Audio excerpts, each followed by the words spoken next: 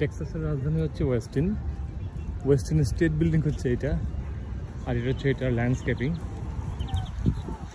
আমাদের শ্রদ্ধেয় আর্কিটেক্ট বিকাশ স্যারের একটা কথা ছিল, প্রত্যেকটা বিল্ডিংয়েরই একটা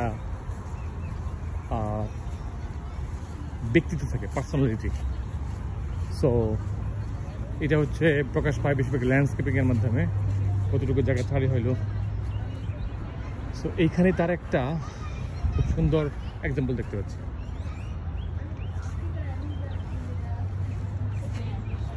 টেক্সাস